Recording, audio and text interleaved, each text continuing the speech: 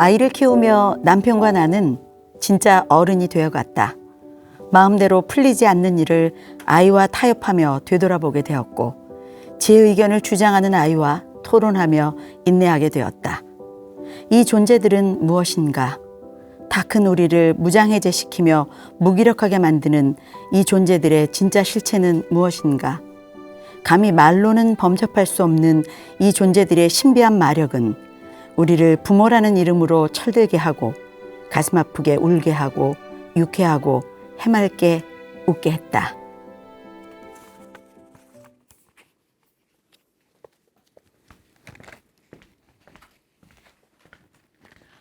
변화하는 세상을 만나는 가장 빠른 길, 내 방에 앉아 다른 이들의 삶을 경험하는 가장 쉬운 방법, 여러분의 감성, 지성, 품성, 그리고 호기심까지 가득 채워줄 만반한 책. 안녕하세요. 저는 진행을 맡은 컨텐츠 프로듀서 이진아라고 합니다. 반갑습니다.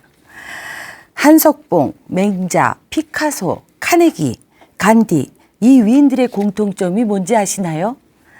바로 남다른 자녀 교육을 실천한 부모님들이 뒤에 계셨다라는 점인데요. 비록 위인까지는 아니더라도 우리 아이를 훌륭한 사람으로 그리고 똑똑한 아이로 잘 자라줬으면 하는 바람은 모든 부모님들의 소망 아닐까 싶습니다. 하지만 아이를 키우고 가르친다는 것에는 정답이 없어서 어떻게 해야 하는 건지, 무엇을 해야 잘했다라는 얘기를 들을지 부모들에겐 늘 어려운 숙제인 것 같습니다. 부모도 부모가 처음인 거죠. 네, 이럴 땐 자녀 교육에 성공한 다른 분들의 이야기에 경청해 보는 것도 방법이겠죠. 오늘은 남다른 교육 방식으로 두 자녀를 국내 최고의 명문대학에 입학시킨 어머니 유정임 저자님 모시고 자녀 교육에 대해서 이야기 나눠보도록 하겠습니다. 안녕하세요. 반갑습니다. 네, 시청자 여러분께 인사 부탁드리겠습니다. 네, 안녕하세요. 유정임이라고 합니다. 아이들 덕에 덩달아 이 무대까지 올라오게 됐습니다. 말씀하신 것처럼 저도 정말 다른 분들의 이야기에 많은 자극을 받고 경청하면서 저만의 방법을 찾기 위해 노력했던 것 같습니다. 서로 할 수 있는 공감을 논해보고자 나왔죠. 제가 무슨 절대 해답을 가진 건 아니라는 사실을 먼저 말씀드리겠습니다. 예, 두 자녀와의 경험도 있고 또 세계적으로 유명하신 혹은 자녀를 잘 키우신 분들에 대한 교육 다큐를 만드셨던 프로듀서이기도 네. 하셨죠. 그러다 보니 듣고 보고 느끼는 것이 많으셔서 아이에게 그 교육이 실천이 됐던 것 같습니다. 네, 저희가 저자의 책 중에 가장 읽고 싶게 만드는 구절을 부탁드리곤 하거든요. 이 네네. 구절을 뽑은 이유가 이유가 사실 있습니다. 저는 늘 다른 어머니들하고도 그렇게 얘기를 하는데 네네. 우리가 아이를 키우는 것이 아니라 아이들로 인해 부모로 키워지고 있다라고 얘기를 하고 있습니다. 함께 일하는 정말 이 쟁쟁하게 성공한 친구들도 보면 5살, 6살 된 아이하고 아침에 이 옷 입을래, 저 옷 입을래 싸우면서 내가 이렇게 치사한 인간이었나. 그 작은 사소한 분노를 참지 못하는 자신을 느낀다고 그래요. 그래서 어찌 보면 그 아이들이 우리를 어른으로 성숙하게 만들어주는 것이 맞습니다. 아닌가. 그 기적 같은 교육을 오히려 받고 있는 것이 아닌가.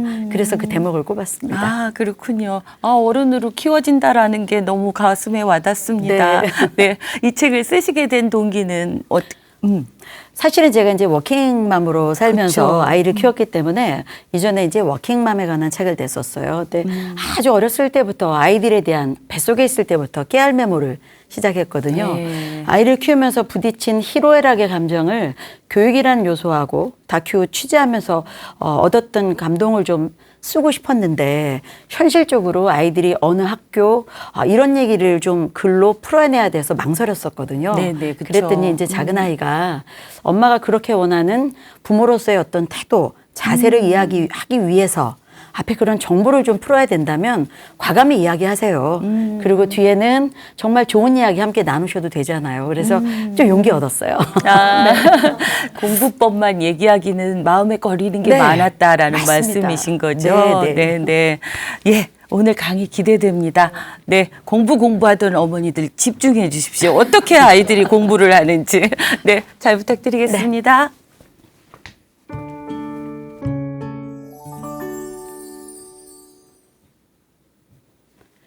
네, 오늘 사실 이제 프로그램이 만만한 책이라는 타이틀을 가지고 있는데 만만하지 않은 아이들을 키우는 이야기.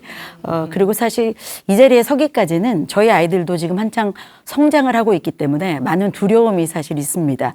아이의 성장이 언제 끝나서 우리가 잘 키웠다 못 키웠다라는 평가를 받을 수 있을까는 아마 부모가 이 세상을 하직하는 그 순간에도 아이들이 살아있으면 또 하늘에 가서도 걱정을 하지 않을까 이런 생각이 들어서 굉장한 오만이 아닐까라는 생각을 참 많이 했는데 아주 힘들었던 이야기를 같이 나눌 수 있다는 생각에 오늘 좀 용기를 냈습니다. 아이가 공부에 빠져드는 순간이라고 제가 타이틀을 오늘 잡아봤는데요. 우리가 아이와 연애에 빠져드는 순간이 들 수도 있고요. 단어는 얼마든지 바꾸실 수 있을 것 같습니다. 제가 자랐던 시절은 귀남이와 후남이를 얘기하는 드라마가 있었던 시절입니다. 그래서 사실은 저는 방송사 PD가 된 이유는 딱 하나였어요. 커피 타지 않는 직장이 없을까. 항상 이제 미스 유라고 부르면 여성이 커피를 타는 게 너무 당연했던 그 시절이라서 인생의 저의 가장 큰 경쟁자는 오빠였습니다. 왜 오빠는 부엌에 가서 라면을 안 끓이고 왜 다 내가 끓여야 되지? 오빠도 손발이 있는데 라는 생각을 늘 했었던 것 같습니다. 예전에 제가 취재하면서 보건복지부나 이렇게 상회기관 드나들 때는 연세 높으신 사무관 앞에 아주 젊은 여성분이 커피를 내오기도 했는데 요즘은 당당한 젊은 여성 앞에 입장이 바뀌기도 해서 세상이 참 달라졌다라고 생각은 하고 있습니다. 그런 시절에 저도 공부를 했으니까요. 쉽지 않은 여성으로서 이 사회를 이겨나가는 것이 뭘까라고 생각할 때 제 인생의 철학으로 삼은 것이 맨땅에 헤딩이었습니다. 어느 날 생각해 보니까 제가 무슨 삼성과의 딸도 아니고 그렇다고 미스 코리아만큼 이쁘지도 않고 참고로 제 셋째 여동생은 굉장히 이쁩니다. 그래서 많은 고민을 하다가 맨땅에 헤딩이라는 생각을 제 인생의 철칙으로 삼은 이유가 있었습니다. 저희 때는 성문종합영어라는 책으로 영어 공부를 했었는데 대학교 1학년 때 책을 놓고 공부를 하다가 영어가 너무 안 돼서 책을 딱 덮어버렸어요. 지금 같으면 인강을 듣는다거나 뭐 여러 가지 방법을 찾겠지만 책을 덮어놓고 표지를 탁 째려보니까 저자 송성문 이렇게 써 있어요. 그래서 제가 송성문 선생님께 출판사로 편지를 보냈습니다.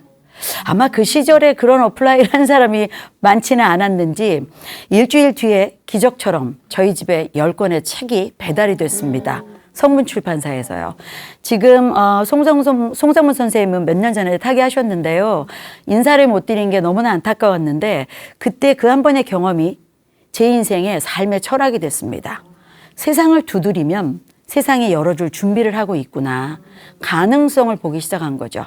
이 말씀을 드리는 건 제 육아에도 굉장히 맞닿아 있는 그런 가치관이기 때문입니다. 할 수 있다는 초긍정. 저는 매사에 젊은 시절부터 가졌던 가치관으로 아이를 키웠습니다.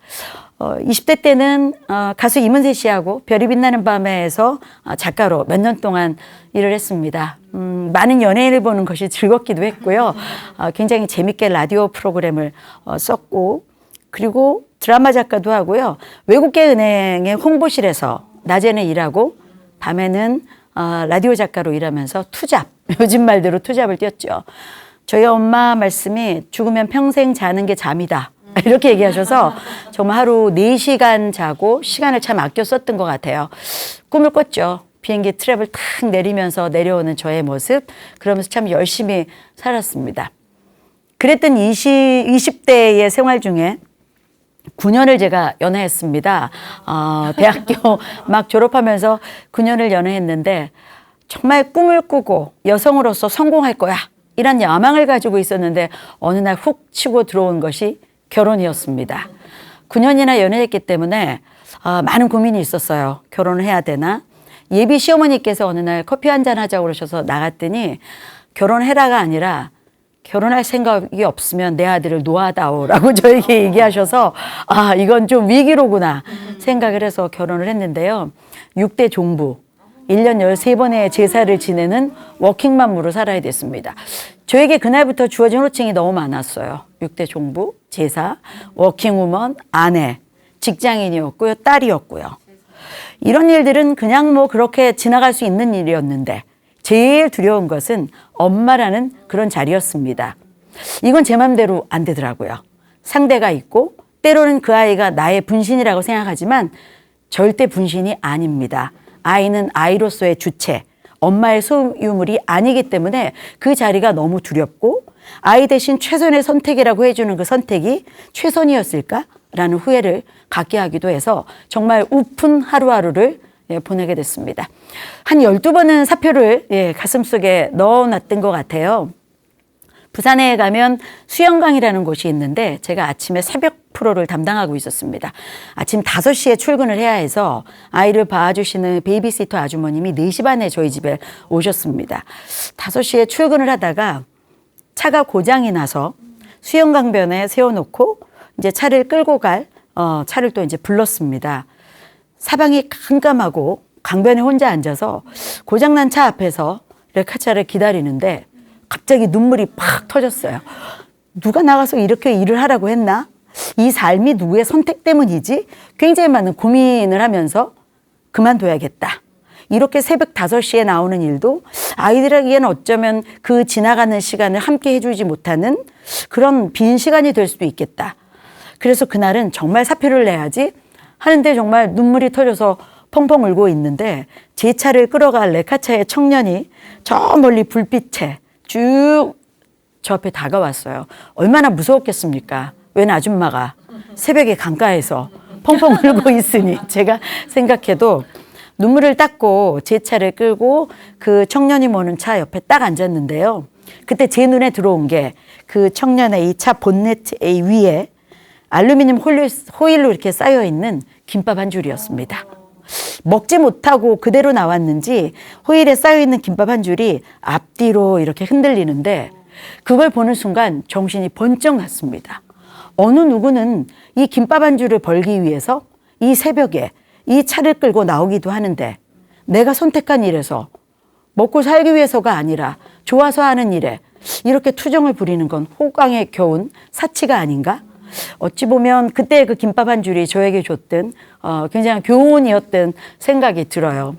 아이를 키우면서 워킹맘으로 살아오는 세월은 많은 분들이 이런 얘기를 저에게 주셨어요. 몇 푼 번다고. 네가 나가서 몇 푼 번다고 그 일을 하니 차라리 그 돈으로 아이를 키워라. 이때 저에게 힘을 주신 분이 시어머님이십니다. 저는 대학 때 저희 지도 교수님이 시아버님이 되셨어요. 저를 참 이뻐해 주셨는데 어머님께서 저에게 이렇게 말씀하셨습니다. 나가서 버는 돈을 저축하려고 하지 말아라. 돈을 모으려고 하면 굉장히 스트레스 받고 나이 들어도 밥은 먹고 살 수 있을 테니 버는 돈을 너를 위해 쓰고 아이를 위해 다 써라. 그러면 20년 뒤에 너에게 일이 남을 것이다 라고 격려해 주셨습니다. 그래서 어머니 때문에 돈 찾으러가 아니라 나를 찾으러 나간다는 의식으로 일을 하기 시작을 했습니다. 어느 날 그렇게 일을 시작했지만 그 즐거움이 매일 있는 건 아니고 매일 감정은 기복을 타니까요. 공항에서 제가 13번 제사였으니까 한 2년은 서울에 오고 가면서 제사를 모셨고요. 2, 3년 뒤에는 제가 부산으로 제사를 모셔가서 제가 지내게 됐습니다. 두 아이를 하나의 큰아이 연년생이에요. 그래서 하나이가 8개월 때 작은아이, 큰아이 손을 막 잡고 그 전날 제사에 갔다가 새벽 이제 막 아침 비행기 타려고 공항에 탁 나왔는데 화장도 못하고 아이 둘을 안고 끌고 나오는데 저 멀리 100m 전방에 제 친구가 색을 탁 메고 남편이 신문 기자였던 친구가 남편이 파리 특파원으로 가게 됐다고 멀리서 그 친구는 아이가 없는 친구였어요.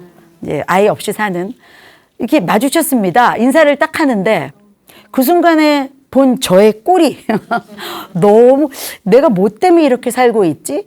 비행기를 탔는데 그날따라 8개월 된 아이가 너무 우는 거예요. 아이를 달래면서 앞자리에 서서 앉지도 못하면서 삶에 대해 많은 생각을 했습니다. 결혼했으니까 이 삶이 아니야가 아니라 결혼했으니까 나를 반쯤은 내려놓겠다고 약속한 거 아니야? 아이를 낳았으니까 아이들에게도 엄마로 살아주겠다고 약속한 거 아닌가? 그때 마음을 고쳐먹는 포인트가 됐던 것 같아요. 스스로 결정했고 누가 결혼하라고 떠민 거 아니니까 좋아. 이 인생을 가장 맛있게 받아들여 볼게. 지금 자료에 제가 사진은 다 제가 찍은 사진들인데요.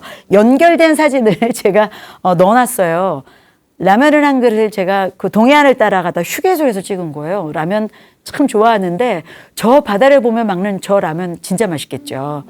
제 인생을 진짜 저 라면처럼 맛있게 받아들이겠다. 그래서 평생 제가 해온 프로듀서 마인드로 육아를 시작을 했습니다.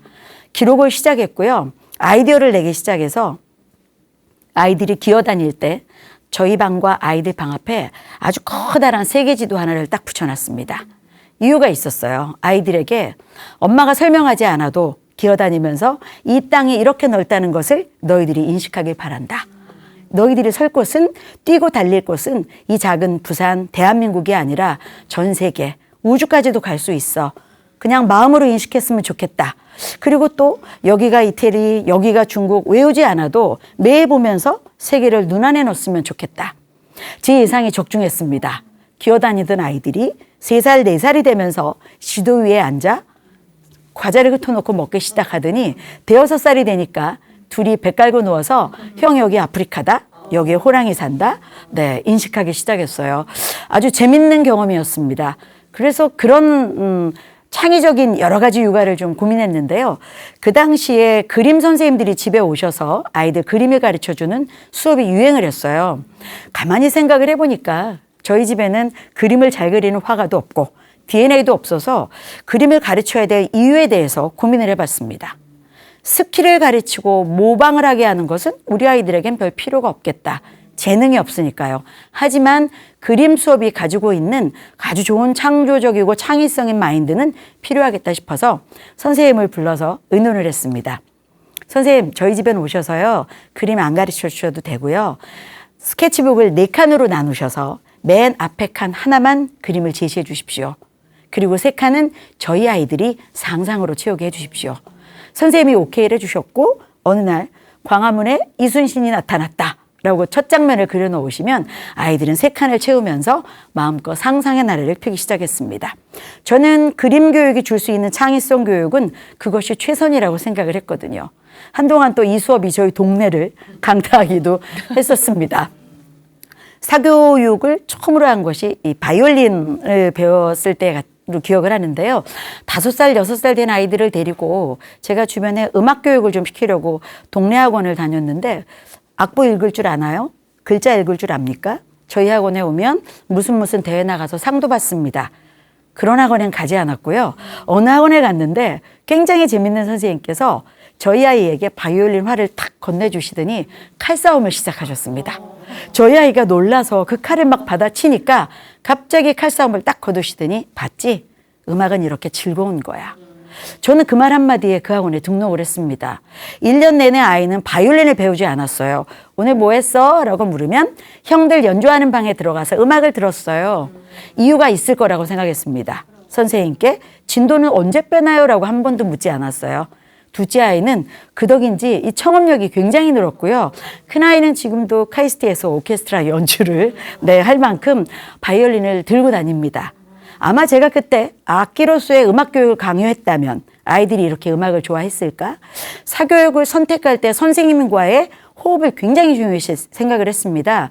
태권도장을 갈 때도 제가 좀 유난했나 봐요. 몇 군데를 다녀봤는데 어느 태권도장의 선생님이 저희 아이들을 보자마자 무릎을 딱 꿇고 눈높이를 딱 맞춰서 얘기 시작하셨습니다. 왜 태권도가 하고 싶어? 그 모습에 반해서 더 이상 묻지도 않고 등록을 했습니다. 제가 선택한 교육들은 아이를 알고 아이와 이야기하려고 하는 사교육이 필요하다라고 생각을 했던 겁니다. 저만의 육아를 위해서 아주 소소한 생각들을 정립해 나가기 시작했는데요. 여기에는 주위에서 도와주신 분들이 정말 많았습니다. 방송을 하면서 1년 동안 일주일에 한 번씩 이 땅의 영재 엄마들하고 인터뷰를 시작했습니다. 이분들은 어떻게 영재를 키워냈을까? 원래 영재였을까? 원래 천재였을까? 간혹 그런 아이도 있겠죠. 하지만 그분들 모두 제가 느낀 공통점은 정성의 육아를 하고 있었다는 겁니다. 그래서 저는 자녀 교육은 정성의 과학이라고 생각합니다. 열성도 극성도 아닌 정성의 과학. 정성을 들이면 과학의 법칙처럼 아이들이 변화하는 마술 같은 그런 일들을 모아서 책을 쓰기 시작을 한 겁니다.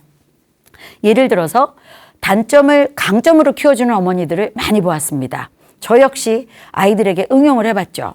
어느 날 저희 아이가 유치원에서 전화가 왔어요. 선생님께서 어쩜 그렇게 아이의 식습관을 잘 들이셨어요. 완두콩밥을 너무 잘 먹었습니다. 이상했어요. 저희 아이가 콩을 싫어하거든요. 그래서 집에 온 아이를 붙잡고 물어봤습니다.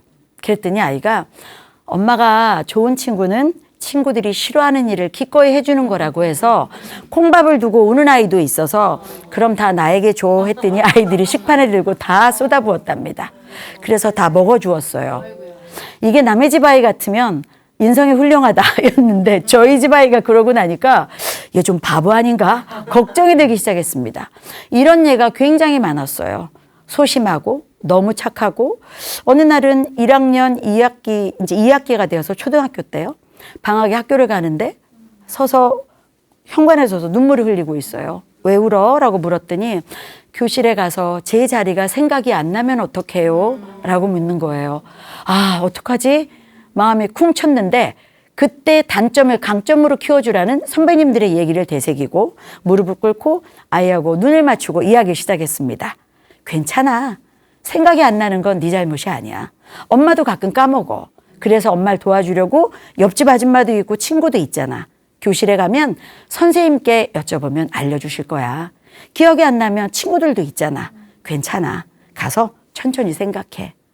소심한 아이에게 강점을 만들어주는 것은 들어주고 그 아이의 눈높이에 맞는 이야기를 해주는 것이었습니다. 작은 아이는 연년생인데요. 굉장히 다릅니다.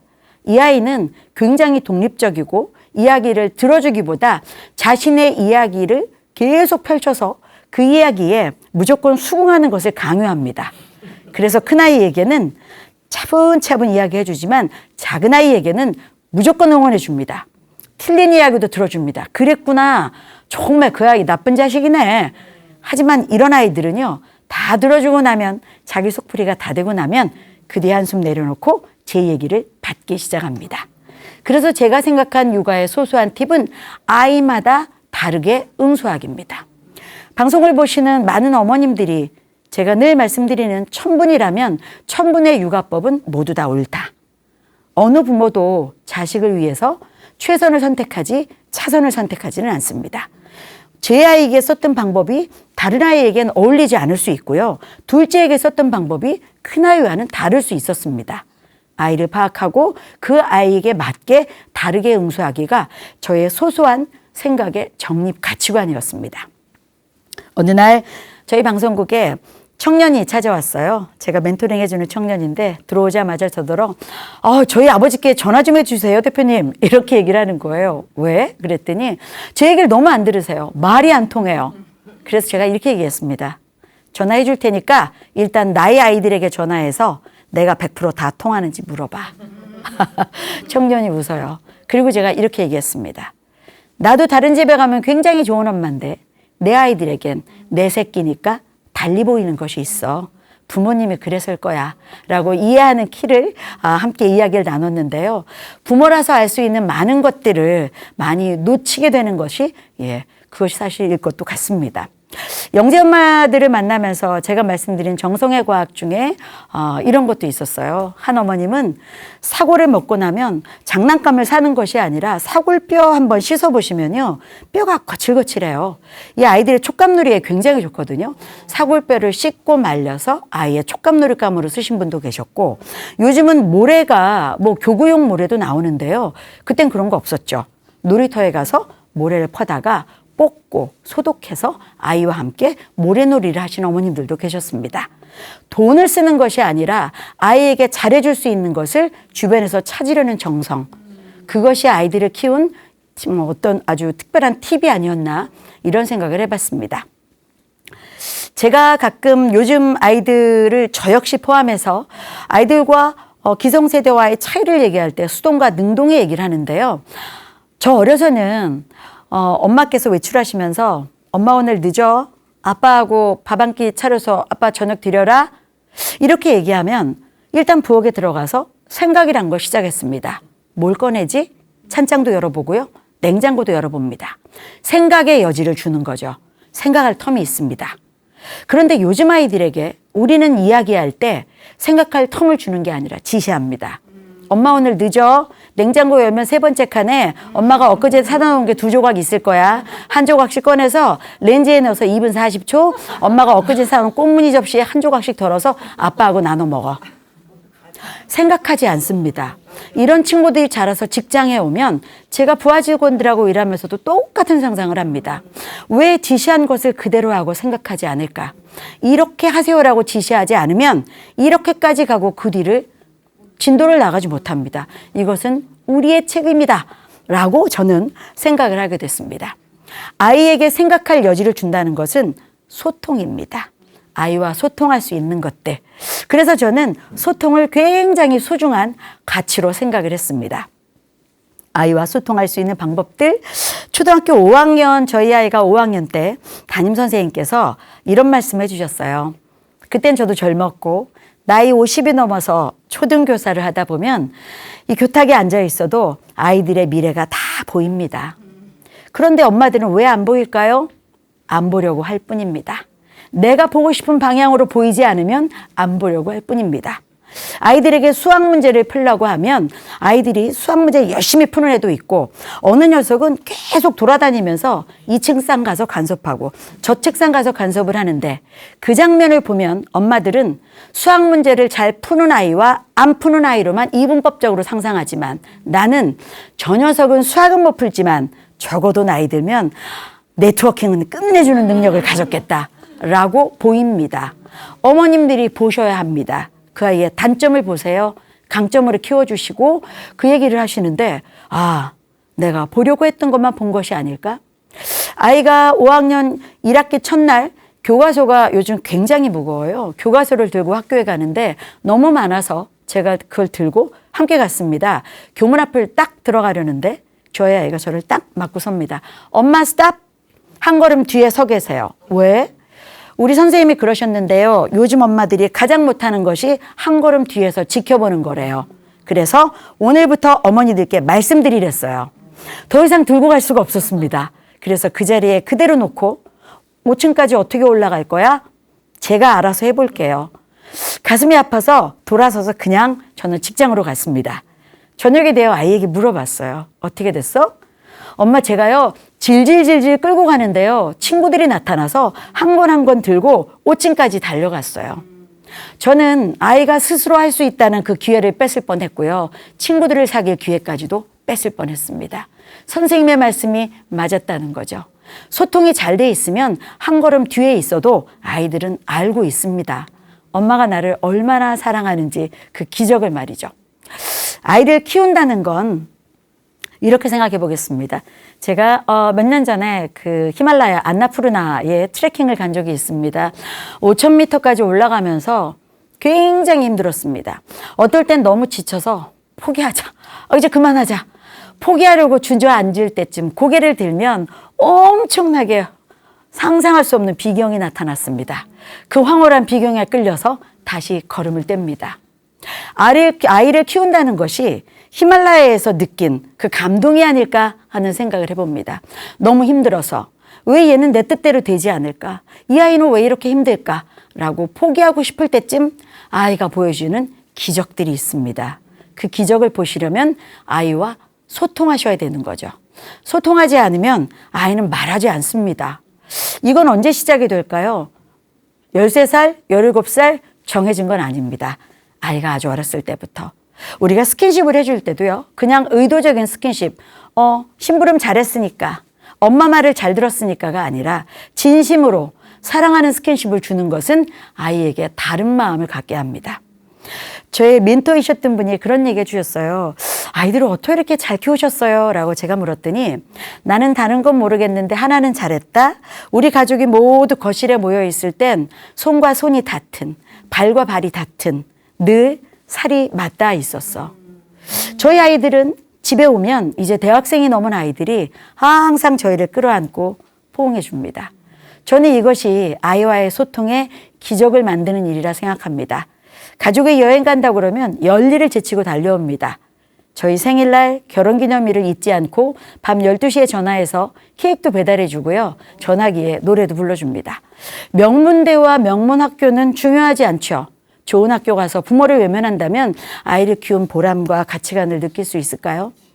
학교보다 더 중요한 건 부모와 소통할 수 있는 것, 그리고 그 다음의 것들을 함께 갈 수 있는 것, 가장 아이가 잘할 수 있는 곳에 기적을 만드는 것, 그것은 바로 이 방송을 보시는 어머님들 여러분이 하실 수 있는 일이라고 저는 과감히 이야기하면서 오늘 강의를 마치도록 하겠습니다. 들어주셔서 고맙습니다.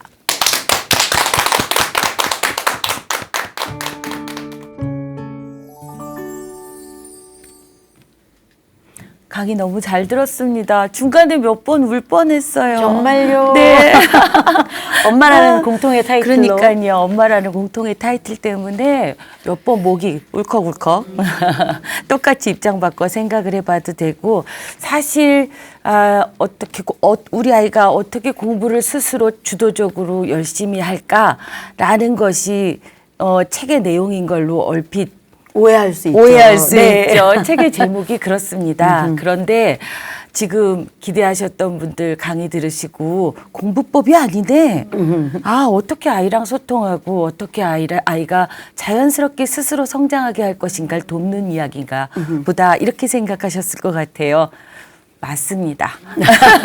지금부터 그 이야기를 좀 나눠보겠습니다. 이렇게 영재 엄마들도 많이 만나시고 그렇게 이렇게 두 자녀를 자연스럽게 훌륭하게 키우셨는데 선생님 가치관에 대한 얘기 어떤 가치관을 갖고 있는 부모님은 이렇게 가능할까라는 것도 궁금할 것 같아요.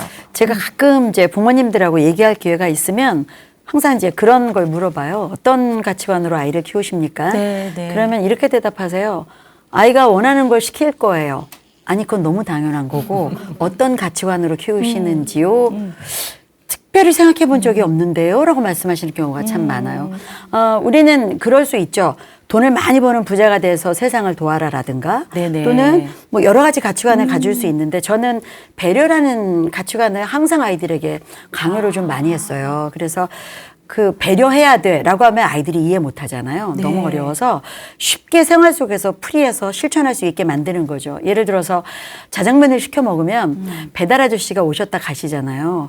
그러면 음식을 받고 문을 탁 닫으면 우리가 걸쇠를 아파트에 탁 걸죠. 네. 그래서 아이들에게 얘기해 봤어요.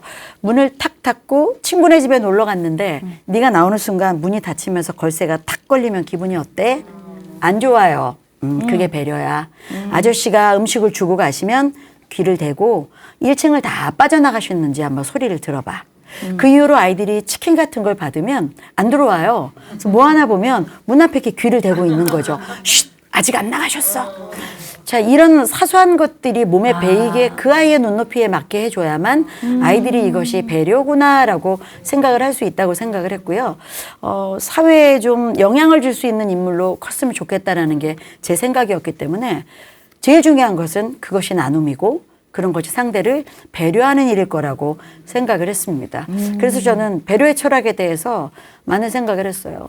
인사를 큰 소리로 하는 것도 상대에 대한 배려야. 네. 한 번은 김밥집에 들어가면서 얼마나 크게 인사를 했는지 계신 분들이 다 깔깔 웃으셨는데요. 고등학생이 되고 저에게 작은 아이가 말하더라고요. 엄마가 가르쳐 주신 인사 때문에 칭찬을 정말 많이 받아서 저도 아이를 키울 땐 인사 잘하는 아이로 키울 거예요. 이게 습자지에 물 베이듯이 네. 아이들에게 이렇게 들어가는구나라는 생각을 좀 했었어요. 굉장히 큰 경쟁력을 가리키신 것 같은데요. 이게 손해보는 일 같지만 이제 AI가 일을 대신하고 네. 로봇이 대신 일을 할 때 일자리가 없어진다고 할 때 그 사람과 사람 사이에 온도가 오가는 그 사이에 직업이 발견되는 것을 발견할 수 있는 전 좋은 재능을 그렇죠. 가르치셨다는 생각이 되게 많이 드네요. 아까 콩을 강의 시간에 네. 강의 때 말씀하신 콩을 애가 다 먹은 이유도 이제 알 것 같네요. 그 콩을 먹은 그 아이가 이제 고등학교에 가서 이제 과학고등학교를 다녔는데 이제 대학을 가려면 아이들이 서클을 만들어서 회장을 하고 네. 뭐 이렇게 해서 생활기록부에 쓸 것들을 만들고 하잖아요. 근데 어느 날은 기숙사에서 와서 엄마, 제가 물리에 관한 서클을 하나 만들었어요. 그래서 제가 속으로 내심 하나 쓸 게 늘었구나. 어유 잘했어. 라고 했더니 그런데 엄마 회장 자리는 제 친구에게 주었어요. 근데 제가 한 1초 사이에 제 표정이 왔다 갔다 했나 봐요. 그랬더니 저더러 서운하세요? 이렇게 얘기를 해서 아니 이렇게 억지로 얘기를 했더니 엄마 회장만 리더하는 것은 아니에요. 왜 리더라는 것이 부회장이 리더를 도와서 이 클럽이 잘 되게 하는 것도 리더십이 있는 거 아닌가요? 저는 아이들이 이끌고 나가는 데는 자질이 없어서 그 자질이 있는 제 친구에게 주었고 저는 열심히 도와서 이 클럽이 잘 되도록 할 거예요. 틀린 얘기가 아니니까 제가 할 말이 없어서 마음을 꼭 참았는데요. 놀라운 기적이 벌어졌어요. 일주일 뒤에 학교에서 온 아이가 엄마, 제가 그 클럽의 회장이 됐어요. 왜? 라고 물었더니 친구가 일주일 생각하고 이 클럽은 네가 만들었으니 네가 회장이 되는 게 맞아. 대신 네가 그 일을 할 수 있도록 내가 열심히 도와줄게. 이 착한 심성이 좋은 친구를 많이 두게 한 거죠. 아, 그러네요. 주변도 좋아지는. 네, 저는 그래서 그 친구가 너무 이뻤어요. 너무 이뻤고 좋은 마음을 쓴다는 건 좋은 영향력의 사람을 옆에 두게 한다는 것을 정말 놀랐어요. 욕심부려서 가져갔다면 딱 그걸만 얻을 텐데 손해보는 삶이 또 다른 걸 얻을 수 있겠구나. 이건 아이를 통해서 우리가 배우게 되는 거죠. 그렇죠. 네. 이것도 대단한 경쟁력입니다. 오늘 많은 경쟁력을 제가. 그렇죠. 왜냐하면 협업은 정말 이제 중요한 세상이 네. 됐습니다.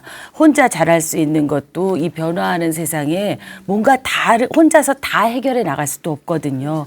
함께 할 수 있는 방법을 가르치신 거라 네. 하나하나가 손해보는 것 같지만 너무나 경쟁력 있는 훌륭한 교육이 된 거 아닐까 싶은 생각이 듭니다.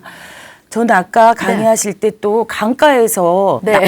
약간 남양 특집이죠. 남양 특집이죠. 울고 너무 있는 무섭지. 아줌마. 예.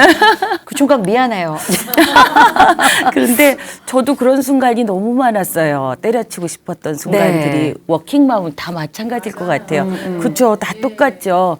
근데 이 일을 놓치지 않고 끝까지 오셨고 그 결과를 지금 책을 쓰셨단 말이죠. 네. 이런 일과 생활, 가정, 이 육아 이게 다 균형 있게 밸런스를 맞출 수 있는 비결은 뭘까요?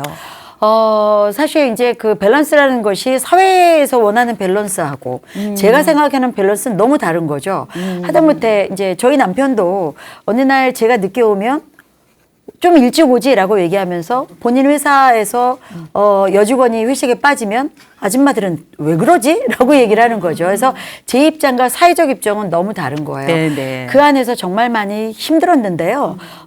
저도 엄마의 딸이고 이 사회의 한 구성원으로서 저를 표현하기 위해서 태어났기 때문에 그 점에 있어서 아이들에게 인식을 참 많이 시켜주려고 노력했어요.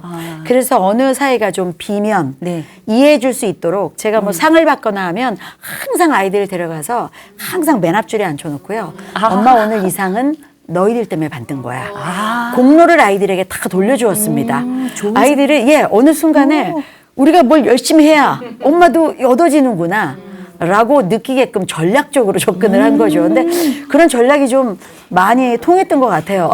맞아요. 네. 그러니까 부모도 영리해야 돼요. 그렇죠? 전략이 있어야 돼요. 제 아는 선배님이 이제 딸이 이제 검사예요. 저도 이제 물어봤죠. 좀 이렇게 야무진 딸을 키우셨어요. 네. 그 선배님이 저한테 이렇게 얘기해 주셨어요. 혼자 잘하려고 하면 아무것도 잘할 수 없어. 워킹맘은 정말 내가 못하는 건 포기할 수 있는 용기도 필요해. 그 선배님은 요리를 정말 못하셨는데요.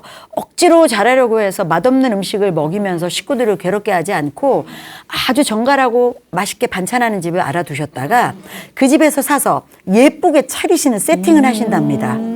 그러니 내가 못할 수 있는 하나 정도는 도움을 받을 준비를 해라. 맞아요. 그래야지 다 잘한다고 했다가는 빨리 포기하게 되는 거죠. 그렇죠. 그게 참 지혜롭다고 생각해서 저도 포기할 건 좀 포기하려고 노력을 좀 많이 했던 것 같아요. 오히려 독립적이라는 건 잘 기대는 거네요. 잘 의지하는 거고. 그렇죠. 네. 그렇죠? 더불어 네, 함께하기 맞습니다. 위해서 영리하게. 맞습니다. 네. 부모로 살면서 제일 힘든 게 근데 옆 사람한테 휘둘리지 않는 거예요. 다른 네. 부모한테. 그게 제일 휘둘릴 때가 저는 사교육이었어요. 네. 사교육 안 시키고 싶어서 되게 많이 휘둘렸었는데 그 부분에 대해서는 어떻게 생각하세요? 아까 사교육도 영특하게 네. 시키니까 좀 다른 것 같은데. 저는 이 부분에 있어서는 깔끔하게 말씀드릴게요. 네네. 나는 특별해 라고 생각을 버리십시오. 가끔 이런 경우 있어요. 저처럼 일하는 사람들 중에는 나는 좀 달라. 일반 엄마들이 시키는 건 난 그렇게 안 해도 키울 수 있어. 이건 저는 정말 오만이라고 생각해요. 그분들이 하고 있는 방법을 유심히 봐야 합니다. 왜 저렇게 생각하실까? 왜 저렇게 얘기할까? 저는 먼저 접근했습니다. 지갑을 열고요. 이 사교육이 꼭 필요할까? 귀 열고 들었어요. 네. 듣다 보면 그분들이 가지고 있는 그런 교육관이 다 또 일리가 있어요. 다 들어보고 저희 아이에게 필요 없으면 적용 안 하면 되거든요. 그렇죠, 그렇죠. 괜히 처음부터 아유 저런 거 필요 없어라고 하다 손해보는 일이 굉장히 많습니다. 그래서 자녀 교육에 있어서는 많은 걸 맞습니다. 내려놓아야 하고요. 사교육을 했죠. 큰아이는 이제 과학고를 갔기 때문에 중학교 때 사교육을 받았고요. 작은 아이 같은 경우는 사교육을 많이 못 받았어요. 고등학교를 이제 산골에 있는 고등학교를 다녔고요. 네네. 대신에 스스로 공부할 수 있는 시스템이 잘 돼 있는 학교여서 축구하고 공부하고 축구하고 대안학교를 다녔나? 아닙니다. 그 자유형 공립고를 다녔는데요. 그 학교는 핸드폰 소지가 안 됩니다. 그래서 아이가 이렇게 얘기했습니다. 엄마, 핸드폰이 없었던 게 신의 한 수예요. 정말 핸드폰이 있었으면 방해가 됐을 것 같아요. 이제 그렇게 공부를 했는데 그 아이는 사교육 없이 공부를 참 열심히 했어요. 나중에 이렇게 얘기하더라고요. 엄마, 내가 사교육 없이 공부할 수 있었던 건 형 때문인 것 같아요. 엄마가 형에게 몰입해 있을 순간에 저를 방임해 주신 결과예요. 감사합니다. 자, 이 얘기는 스트레스 덜 준 아이들이 스스로 잘할 수도 있다는 거죠. 맞습니다. 네, 그래서 작은 아이는 인강을 활용을 해서 공부했고요. 학교 선생님들이 정말 수업을 잘해주셨고 방학이면 선배들이 오셔서 아이들의 수학을 지도하셨어요. 네. 그 시스템이 아주 잘 돼 있었기 때문에 그렇게 공부를 했어요. 그래서 사교육도 필요한 부분이 분명히 있습니다.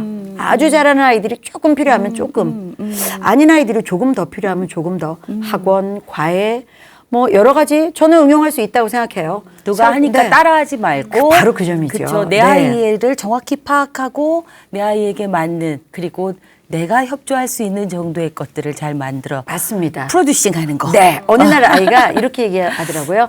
엄마, 학원에 가면 아이들이 다 공부를 할 것 같으세요? 와서 앞에 있는 아이 뒤통수만 보다 가는 애도 있어요. 저는 그 말이 정답이라고 봤어요. 맞아요. 보내놓고 제일 즐거워하는 건 우리죠. 그렇죠. 갔으니 뭐라도 건져오겠지. 본전치기는 해오겠지. 생각을 하는데 사실 말씀하신 것처럼 아이마다에 필요한 아이마다의 그런 다른 방법 그런 방법으로 한다면 사교육도 저는 일정 부분 아이에겐 도움이 동의한다. 된다고 저는 동의합니다. 예. 네, 네, 그럴 수 있겠네요, 네, 정말로. 예, 그 세계적인 뭐 영재 부모라든가 세계적인 뭐 학자라든가 이런 분들하고 만날 기회가 많았던 네. 교육 프로그램에서 프로듀싱을 하셨었으니까 그때 이제 성공한 사람들은 공통점이 좀 있더라고요. 그렇죠. 아이 잘 키우는 분들도 공통점이 있고 좀 정리해서 말씀해 주시면 네. 원포인트 레슨. 네, 원포인트. 네. 제가 책 표지에도 그 얘기를 썼는데 제가 받은 가장 중요한 공통점은 정말 초긍정이었어요. 아, 맞아요. 초긍정. 참 놀라운 게요. 나하고 아이는 분명히 다르잖아요. 근데 초긍정이란 건 이런 거죠. 제가 밥을 하면서 아이에게 밥 먹어야 되니까 지금 하고 있는 블록놀이 그만하고 정리해 라고 저는 얘기하면 저는 굉장히 성격이 급하고 감성형이기 때문에 그 당장 빨리 놓고 그만두는 것이 제가 말하는 지금 당장입니다. 그런데 내성적이고 사고형인 저희 아이는 하고 있는 것을 마저 다 한 다음에 치우는 것이 지금 당장입니다. 그랬을 때 제가 보면 우리 아이는 게으르고 엄마 말을 안 듣는 것으로 보여지지만 아이 입장에선 하던 것을 마무리하는 것에 당연한 수순을 엄마가 왜 그렇게 얘기하고 있지? 라고 볼 수 있죠. 그럴 때는 초긍정으로 그래. 너는 생각이 깊고 사려가 깊으니까 조금 늦어. 자, 이걸 많은 영재 엄마들이 일러주셨어요. 네. 한 번은 제가 인터뷰한 한 친구였는데요. 하버드 의대 대학원에 이 친구가 우리나라에서 중학교 때 공부를 꼴찌를 하던 친구예요. 네, 네. 근데 제가 이제 하버드까지 가서 취재를 했어요. 근데 이 친구가 저한테 그 얘기를 했습니다. 공부를 이렇게 못하던 제가 이렇게 공부를 하게 된 것은 순전히 우리 엄마의 교육 덕분이다. 아, 엄마가 어떻게 교육하셨는데 어느 날 이 친구가 영국에 가서 케임브리지라는 대학이 있다는 것을 알고 그 대학이 제일 좋다 하니까 가고 싶어서 열심히 공부했대요. 집이 참 어려웠고 아버지가 직장을 잡고 가서 잠시 그 일을 하신 건 뭐 일을 하시게 됐는데 벼룩시장 가서 후라이팬 팔고 이렇게 차비 마련할 정도로 어려웠답니다. 네네. 한국에서 공부 안 했으니 거기 가서 공부한다고 케임브리지에 바로 붙을 수 없었겠죠. 떨어지고 울고 있는데 그때 어머님이 방에 들어오셨대요. 방에 들어오셔서 하신 말씀이 자, 제가 늘 얘기하는 눈높이 맞추기. 이렇게 서서 내려다보는 건 감시하는 시선이잖아요. 그래서 항상 저는 의자를 끌고 아이하고 눈높이 맞춰서 얘기하거든요. 네. 그 어머님께 배운 겁니다. 눈높이를 맞추고 아이에게 그렇게 물으셨대요. 에스더, 왜 울고 있어? 엄마는 내가 원하던 대학에 떨어져서 울고 있는 거 모르고 말해? 화를 냈겠죠. 그랬더니 어머님이 이렇게 말하셨대요. 너의 꿈이 뭐지? 저는 생화학자가 돼서 가난한 사람을 돕고 싶어요. 그러면 울 필요가 전혀 없는데 네가 오늘 실패한 것은 케임브리지의 생화학과를 거쳐서 가난한 이를 돕는 수만 가지 길 중에 하나야. 맞아요. 생화학자가 되는 길은 수천 수만이 있고 생화학자가 되지 않아도 가난한 이를 돕는 길은 수천 수만이 있다. 또 울컥했어. 그렇죠.